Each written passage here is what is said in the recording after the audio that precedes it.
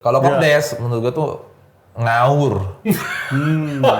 Maaf nih. Tapi jangan nangis. Karena apa? Itu kebijakan berdasarkan wangsit.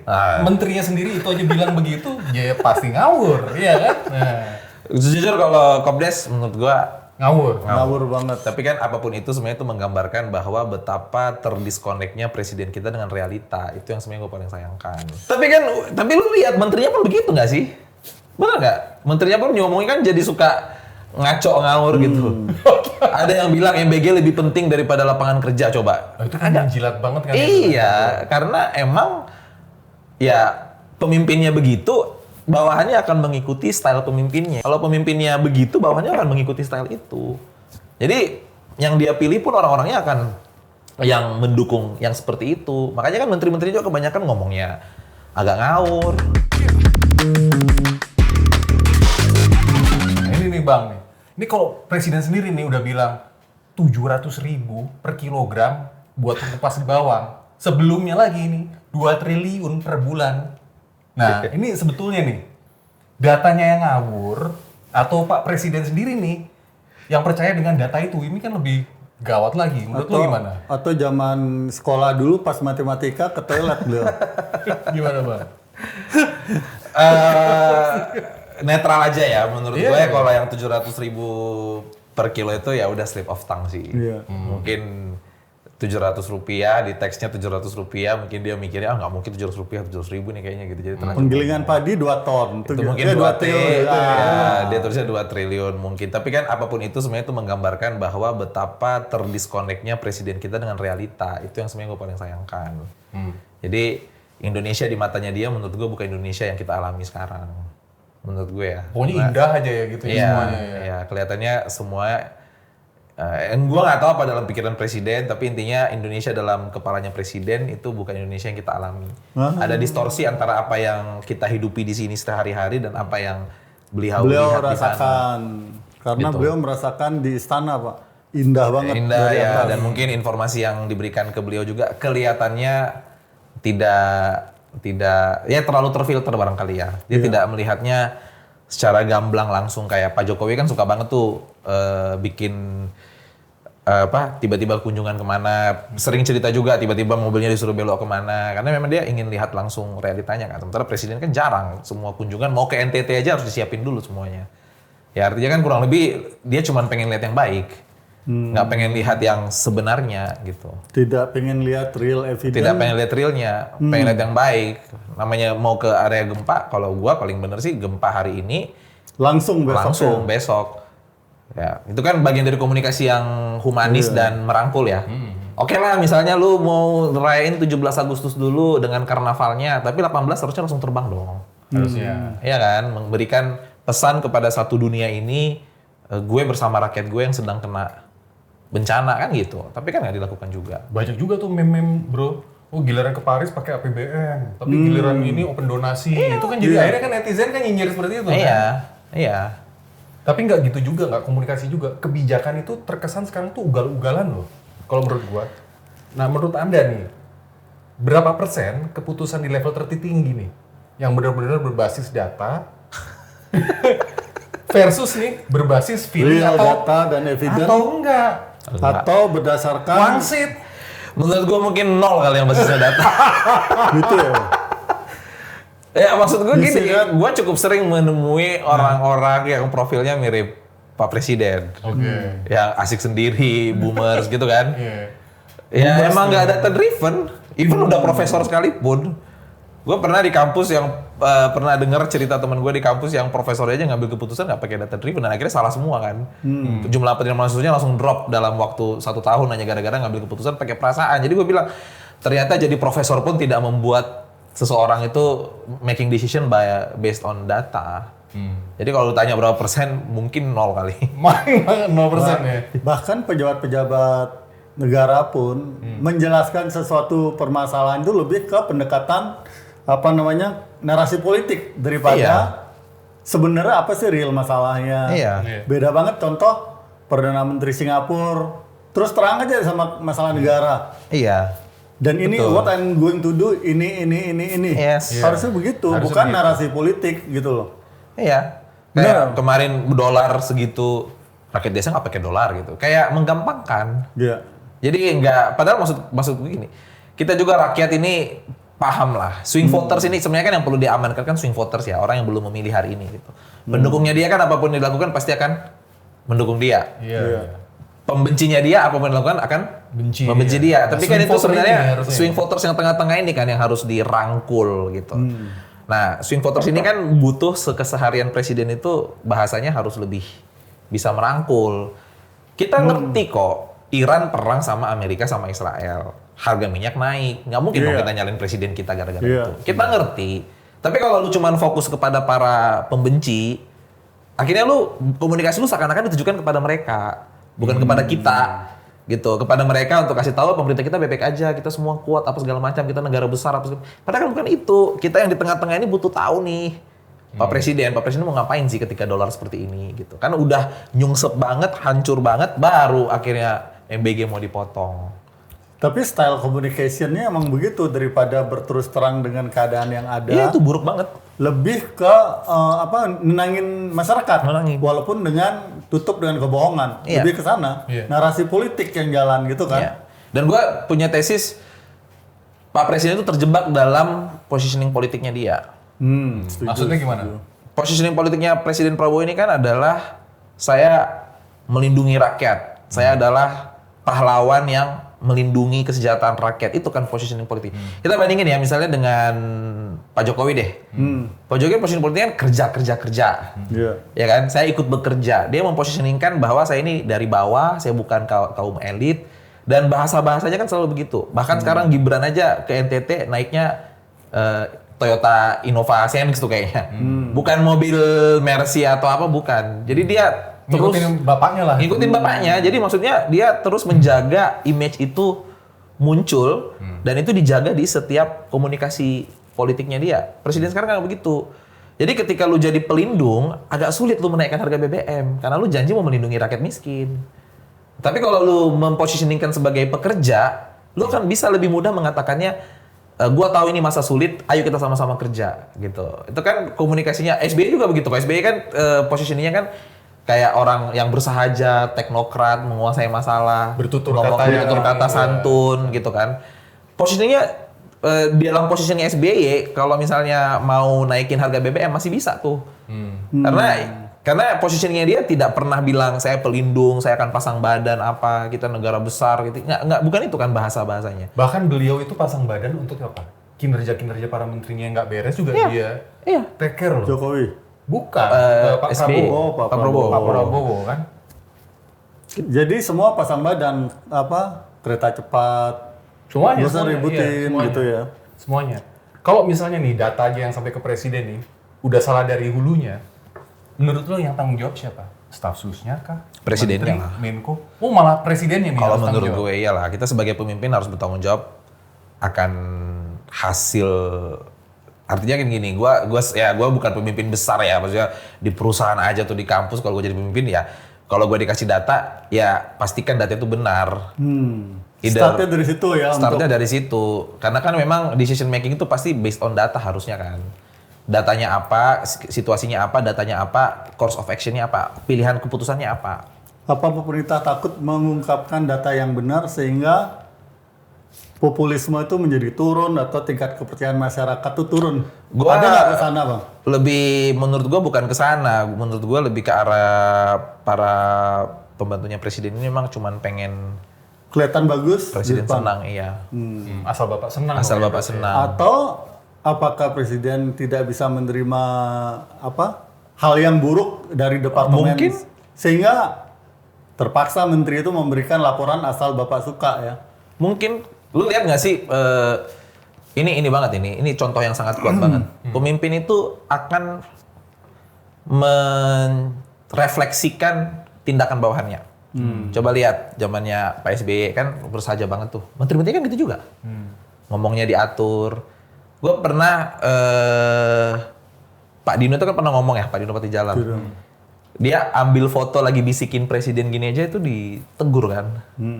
Oh gitu malah. Iya, karena itu memproyeksikan diri lu seakan-akan lu pembisiknya presiden, padahal nggak boleh. Segitunya. Segitunya.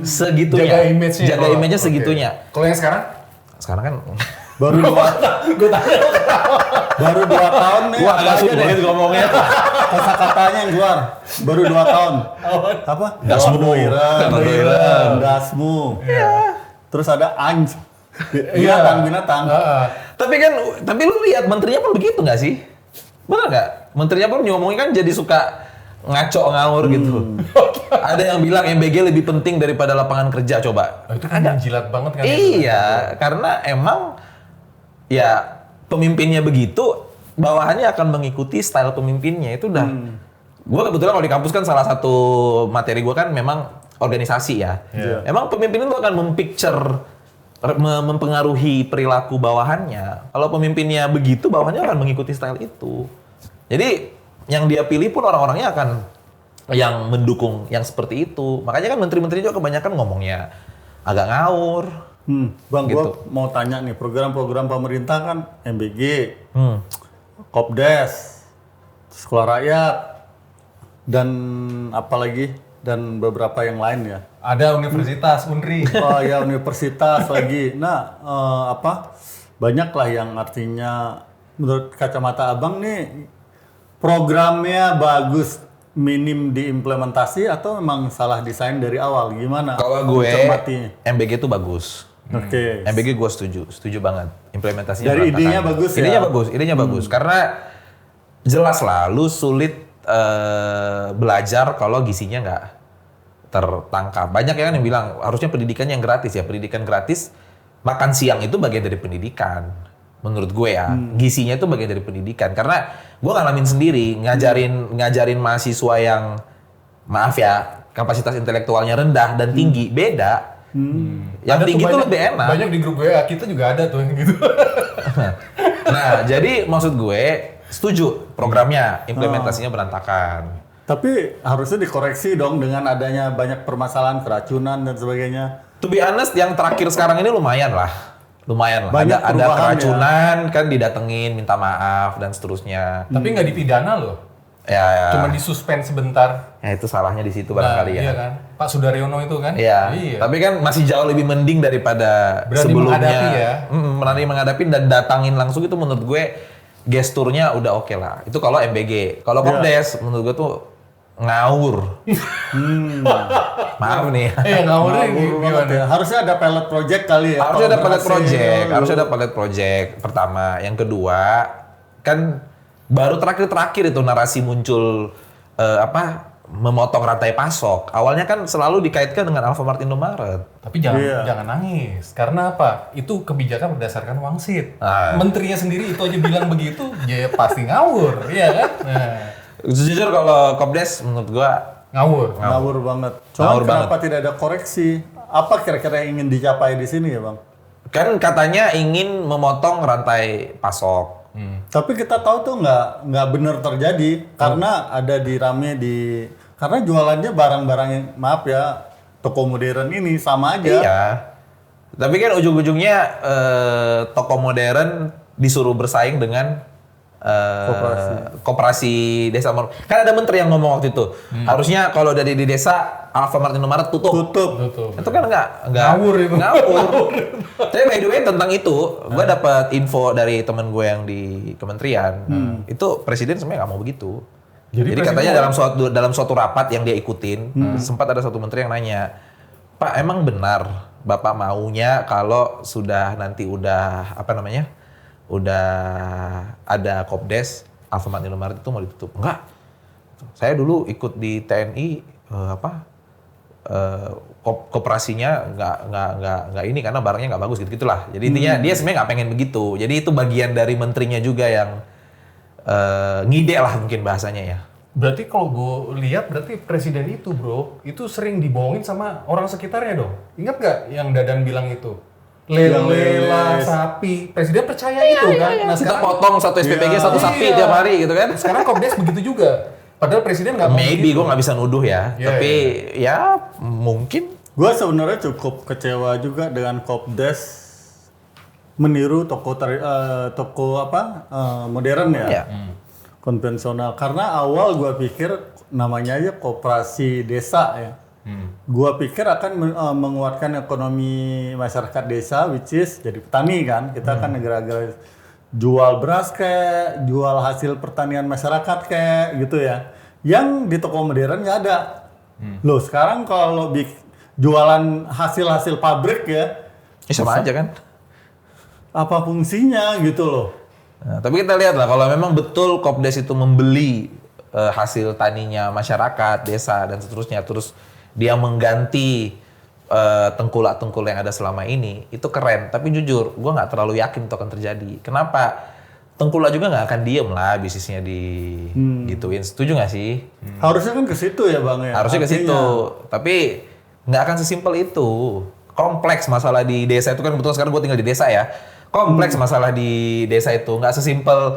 Oh selama ini lu ke Tengkulak ya udah beli dari Kopdes. Nggak akan sesimpel itu. Jadi gimana maksudnya? Tengkulaknya nggak mungkin diam dong bang. Lu merusak piringnya dia, nggak akan diam dong. Pasti akan ada mainnya lagi nanti. Entah nanti harganya jadi mahal, akhirnya ke Tengkulak lagi, atau Tengkulaknya yang beli baru dijual ke Kopdesnya. Macam-macam lah, akan banyak celah-celah yang bisa dilakukan. Itu yang gue bilang, pemerintah tuh banyak sekali, kan sebenarnya produk utama pemerintah harusnya regulasi ya. Itu kan harusnya produk utamanya. Banyak sekali masalah itu bisa diselesaikan dengan regulasi. Tapi pemerintah malah bikin project. Salah satunya KDMP itu. Iya. Itu sesuatu yang sebenarnya masalah yang bisa diselesaikan hanya dengan regulasi.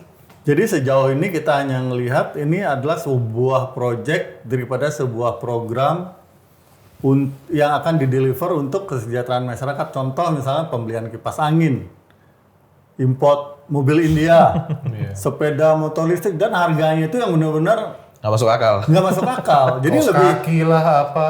jadi ini program terkenal bukan karena sesuatu yang baik, tapi karena notoris untuk hal-hal yang buruk. Iya. Nah, gimana Bang menurut Bang? Bener? Bener-bener. Dan gue paling sedihnya itu adalah Mau gini. ketawa mulu. Karena ajaib ya emang ya. Jadi gue ngajarin entrepreneurship. Iya. Di entrepreneurship itu kita ada satu konsep yang namanya design, build, scale gitu. Kan desain Design, dulu, build, build dulu yang pelan, pilotnya berhasil, baru di scale up. Nah, Yang bener itu seperti ini kan enggak. Idenya ada, langsung scale up. Nanti sambil jalan baru diberesin. Cost-nya pasti kan mahal banget. Dan yang gue bingung sekarang ini, di zaman sekarang rezim ini, Bappenas kemana? Iya kan? Dulu kan Bappenas iya kan? Sekarang kayak dilupain kan? Iya, iya. Harusnya kan itu Kayak kan? nggak berperan ya. Iya, itu loh. Iya, menurut gua harusnya semuanya MBG, harusnya pilot dulu. Kopdes, pilot dulu. Sekolah rakyat, pilot dulu. Harusnya begitu. Itu yang benar. Apa beliau itu pengen langsung satu langkah sukses besar gitu ya? Karena ngejar angka sih kalau menurut gue. Memang segala sesuatu kalau sudah diangkakan kan jadi ngawur ya. Maksudnya pengen memecahkan rekor, membuka koperasi terbanyak. Nah, lebih ke sana kayak gitu-gitu. glorifikasinya Glorifikasi. daripada keberhasilan. Iya. Beliau kan padahal kan menjabat itu 5 tahun. Ini baru tahun 5 berapa tahun. mau langsung Iya. digeber begitu kan? Padahal waktunya menurut gue sangat cukup. Misalnya nih 10% dulu di tahun pertama, Iya. 20% tahun kedua. Nanti kan bisa scale up itu kan eksponensial. Dia nggak perlu linear, nggak perlu 100 tiap tahun. Bisa 100 dulu tahun ini, berhasil tahun ke depan 500, tahun 5.000 bisa kok kayak gitu. Glorifikasinya memang banyak melalui angka. Siapa negara yang mampu memberikan makan sekian juta? Nah iya. Siapa yang mampu membuat koperasi sekian ribu? Jadi Iya. glorifikasinya angka bukan tingkat keberhasilan ya? Yes. Iya. Dan karena begitu, nanti yang terjadi adalah pembenaran. Karena dari setiap project pasti ada kesalahan yang perlu dikoreksi. Nah, gunanya pilot kan itu kan, Bang. Iya, iya. Lu pilot dulu, tahu salahnya di mana. Oke, nanti kita scale up, kita udah tahu nih celah-celahnya Sampai ada di ketemu mana. model yang terbaik kan begitu untuk dibesarkan dan Untuk dibesarkan. dimultiply gitu Nah, kan. yang bener kan begitu. Di Iya. bisnis kan kita diajarin begitu, di startup kan begitu konsepnya. Kita coba dulu semua kecil-kecil, mana yang berhasil kita scale up. Ini kan enggak. Nah, kalau udah scale up begitu, udah terlanjur dana berdiri, SPPG udah berdiri, KDMP udah berdiri, kan nggak mungkin dirubuhkan lagi. Iya. Akhirnya dipaksa jalan. Gue takutnya nanti ujungnya kayak kereta cepat. Atau kayak IKN mangkrak. IKN kan belum mangkrak mereka bilangnya. Ya kan mereka bilangnya. Mau nanya satu lagi nih Bang. Dan antara ngikutin nggak? Bagaimana, apakah ini boleh dibilang berhasil atau masih belum? Kalau ada antara gue setuju banget. Setuju Dan ya? menurut gue berhasil. Berhasil ya? Iya. Dari segi apa nih Bang udah ngamatin? Portofolionya kan sudah mulai keluar negeri. Hmm. Lu kalau bisa invest di luar negeri itu kan all about performance. Tapi kalau emang berhasil, kenapa laporan keuangan tidak berani menyampaikan ke publik? Mungkin belum ininya ya, belum saatnya. Belum saatnya. Karena gini loh, bro, investasi juga kan nggak bisa Iya. lu tiba-tiba langsung tapi semua ya, bagus. walaupun angkanya nggak perlu ya fantastis, tapi kalau angkanya, karena kan di dunia keuangan ya investasi, apalagi ngeluarin Patriot Bond, jadi kan orang Patriot melihat, Bond itu red flag banget. nah, kan tetap orang ingin melihat performa lu gimana sebagai orang yang akan taruh uang untuk diinvestasikan, nah itu kan perlu. Tapi kan sumber dananya mereka kan banyak orang pemerintah. Betul, cuma Jadi- kan tetap ngeluarin Patriot Bond, artinya orang melihat performa. Iya. Tapi gua rasa idenya bagus, eksekusinya juga kelihatannya bagus. Cuma memang datanya belum kita bisa lihat. Tapi gua lihat dan dengar mereka sudah invest di luar negeri, itu juga satu berita yang bagus karena di luar negeri kan lu nggak bisa pakai KKN kan, performance kan. Dan memang secara konsep itu ide yang benar karena negara itu harusnya mendapatkan keuntungan dari state capitalism. Selama ini kan BUMN itu ya banyak yang rugi kan. Iya. Nah, goalnya Benantara ini kan mengkonsolidasikan BUMN supaya mereka making profit dan negara bisa dapat uang banyak dari bisnisnya state capitalism ini, kayak di negara-negara Skandinavia atau di Singapura. Iya, tema saya. Gitu. Menurut gua oke lah. Tapi kan dia baru 2 tahun, lu nggak bisa expect dia sebesar Temasek, lu nggak bisa expect dia sebesar negara Skandinavia. Tapi kalau menurut Anda nih, masalah transparansinya gimana? Transparansinya, gua lihat orangnya sih. Gua lihat Bang Pandu Syahril ada di dalam gitu kan. Gue sangat ya ini mungkin agak bias ya, ada personal bias ya. Tapi kan bagaimana dia dulu membereskan Toba dan seterusnya itu kan menurut gue ini orang yang profesional dan Capable bagus, lah ya. capable. Itu ini bukan orang random dari tentara tiba-tiba dia terus, bukan begitu kan. Dia memang orang yang capable di bidang itu, track recordnya jelas dan memang waktu itu kan presiden sampai datangin banyak banget orang dari luar ya, sampai ada Tony Blair segala sebagai advisernya bla bla bla kan. Ya kelihatannya keren lah, tapi yang running sejauh ini menurut gue juga masih bisa kita pegang lah. Gitu. Tapi ujung-ujungnya yang paling penting adalah dia harus independen. Kalau nanti ujung-ujungnya cuma ABS ya susah juga sih. Ya, tapi gini, boleh dong kita ini sedikit ya. Punya pendapat, ya, punya opini. Jadi, gua pikir Danantara diciptain dengan modal segede begitu, semua yang akan diinvestasikan itu jangka panjang. Kalau Bang bilang 2 tahun belum. Nah, kalau kita di dunia bisnis kita ya, artinya kan kita harus jangka pendek, lu harus misalnya bulan depan lu harus bayar bunga nih. Iya. Besok lu harus ngasilin duit deh. Kan betul nggak Bang? Gak bisa tunggu 5 tahun lagi, 10 Iya. tahun lagi. Iya. Bulan depan lu udah bayar bunga, lu harus ngasilin. Nah, Iya. ini uang yang 14.000 triliun aset, nggak bisa juga laporan keuangan udah 2 tahun nih, nggak muncul gitu loh. Ya boleh dikritisi lah kalau yang itu. Betul nggak Bang? Nggak bisa nunggu begitu juga, duit gede masalahnya. Kita tunggu lah. Kalau itu gue bilang kita tunggu aja. Tapi kalau gue pribadi dan antara itu gue sih happy ya. Maksudnya optimis. Ada hal yang orang-orangnya- baik lah ya, Ada hal walaupun yang nggak baik. sempurna ya. Ya namanya investasi di awal pasti nggak bisa langsung maksimal. Kan kemarin dia sudah sampai masuk juga di industri yang menyerap tenaga kerja kayak itu kemarin Chandra Asri ya. Invest juga di sana kan. Jadi industri fokusnya waktu itu adalah industri yang bisa menyerap tenaga kerja, industri yang bisa menghasilkan cash flow. Kalau itu sih setuju ya. Nah, jadi pilihan-pilihannya udah oke, cuma memang numbersnya kita belum lihat. Nah, apakah numbersnya akan bagus? Menurut gua akan bagus, tapi gua nggak bisa ngomong dan sekali lagi gua nggak mau wakili Danantara kan, jadi nggak bisa ngomong juga. Tapi gua rasa ini kebijakan yang bagus. Setidaknya tidak sengaur KDMP lah. Sebelum ya. Gitu. BUMN juga perlu dibikin ramping lebih sedikit Iya, gitu. dan ya. itu Kan- legacy loh bang. Maksudnya Iya, coba bayangin presiden selama ini datang ke negara orang minta uang. Dan antara ini kan akan membuat presiden selanjutnya kalau ke negara orang bisa ngasih uang. Bener kan? Lu ada apa di investasi ini? Ya udah gue invest di sana, tapi uangnya tapi lu harus investasi di tempat gue begini. Jadi ada barter ininya loh, ada power untuk trading teknologi dan industri gitu. Kalau dulu kan enggak, kita datang kemana-mana Arab invest dong, ini invest dong, ini invest dong. Nah, kalau ini kan sekarang kita kalau dananya udah besar nanti 10 tahun lagi misalnya atau 5 tahun lagi, presiden kan bisa datang ke luar negeri. Oke, gue punya sovereign fund nih, gue punya duit 1.000 triliun bisa diinvestasikan di industri apa lu, misalnya mobil listrik. Kayak Raja Industri Arab baterai. ya, kalau datang diluluin. Iya. Iya, walaupun mungkin belum sekaya Raja Arab, Iya. tapi setidaknya kita udah datang bawa uang, bukan minta uang. Dan menurut gue itu penting, dan itu Indonesia harus bisa. Tapi kita punya historical belum ada loh yang sukses Sayangnya. seperti itu. Jadi agak ngeri-ngeri. Ngeri-ngeri sedap. Iya. Jadi Anda ini optimis ya? Tapi gue optimis, kalau ada Nantara gue optimis.